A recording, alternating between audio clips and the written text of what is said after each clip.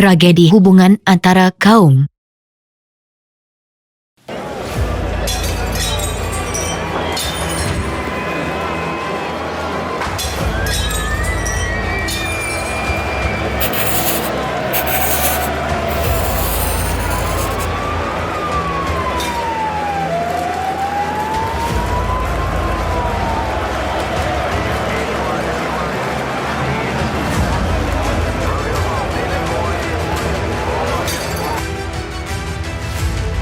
Peristiwa rusuhan antara kaum berlaku pada 13 Mei 1969, bermula beberapa hari setelah diadakan pilihan raya umum ketiga. Keputusan pilihan raya menyebabkan berlakunya ketegangan antara penyokong parti politik yang memprovokasikan keadaan. Situasi ini mencetuskan rusuhan antara kaum di negara kita. Rusuhan yang berlaku lebih tertumpu di Kuala Lumpur, Selangor dan kawasan di sekitarnya.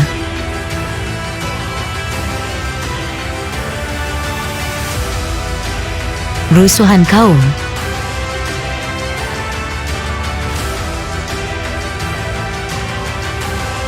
Terdapat beberapa faktor yang menyebabkan berlakunya rusuhan kaum di negara kita, antaranya termasuk kelah, kesan daripada ketidakseimbangan dalam ekonomi dan sosial di negara kita, keadaan dan keputusan pilihan raya umum ketiga 1969 merupakan sebab utama tercetusnya peristiwa ini. Ketegangan bermula dengan kempen pilihan raya. Terdapat parti politik mengeksploitasi isu yang menyentuh sensitiviti sesuatu kaum semasa berkempen. PKM mengambil kesempatan semasa pilihan raya untuk mempengaruhi penduduk supaya bermusuhan antara kaum. Parti yang bertanding telah berkempen menggunakan sentimen perkauman dan keagamaan untuk mendapat sokongan daripada pengundi. Perarakan kemenangan pilihan raya tidak terkawal menimbulkan kekacauan dan perbuatan provokatif.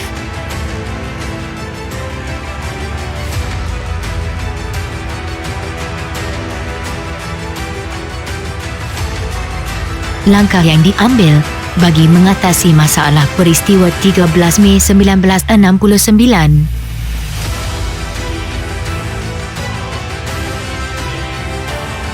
Peristiwa 13 Mei 1969 menyebabkan berlaku ketegangan hubungan antara kaum.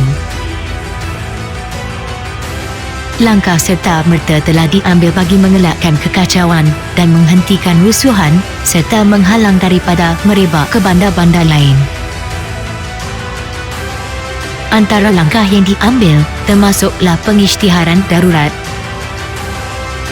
pembentukan Majlis Gerakan Negara Mageran dan peranan yang dimainkan oleh Raja-Raja Melayu. Darurat.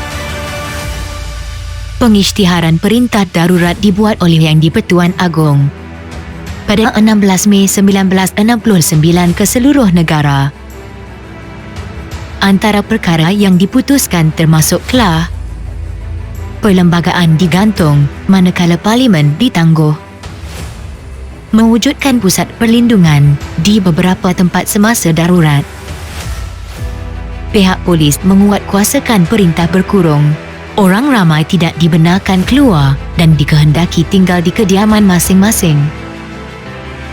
Penubuhan jawatan kuasa bertugas untuk menyusun semula perkhidmatan penerangan kerajaan. Semua berita daripada pihak media ditapis bagi memastikan kesahihannya. Kerajaan juga memastikan bekalan makanan diperoleh penduduk, terutama di pusat perlindungan. Mangsa rusuhan dipindahkan ke pusat perlindungan di Stadium Merdeka dan Tiong Nam Settlement. Semangat saling membantu ketika ketegangan dalam kalangan anggota masyarakat dapat dilihat di pusat perlindungan ini. Pihak berkuasa memagar kawasan Kampung Baru dan menjadikannya kawasan perintah berkurung yang besar. Sementara itu, tentera memberikan perlindungan kepada penduduk yang berlindung di beberapa kem tentera.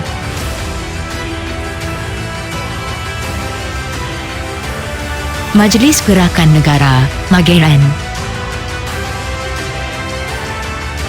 Yang di-Pertuan Agong memperkenankan penubuhan Majlis Gerakan Negara, Mageran yang dipengurusikan oleh Tun Abdul Razak Husin.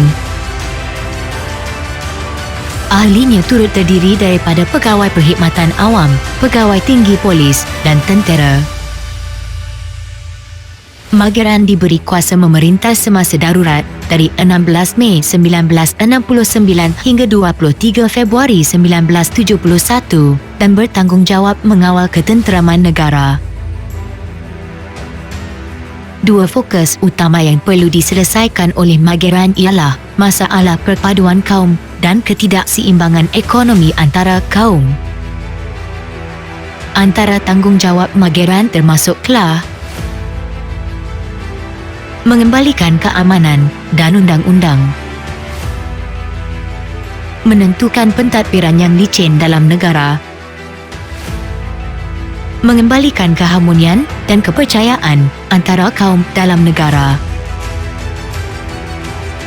menggantung sementara penerbitan semua akhbar sehingga keadaan negara kembali tenang, menguatkuasakan Akta Hasutan 1948, Jabatan Penerangan, menapis berita palsu dan menerangkan usaha kerajaan.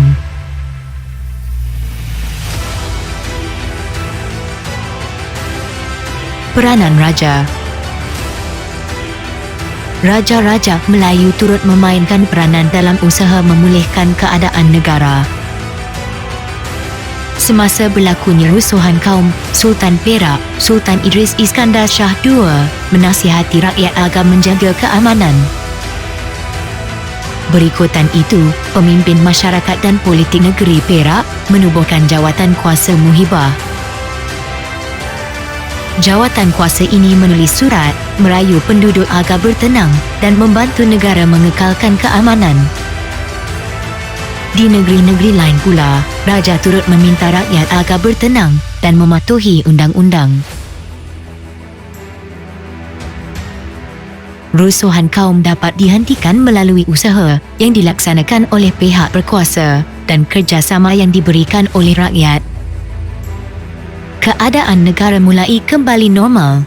Walau bagaimanapun, masih banyak usaha yang perlu dilakukan bagi membina perpaduan dan keharmonian kaum di Malaysia.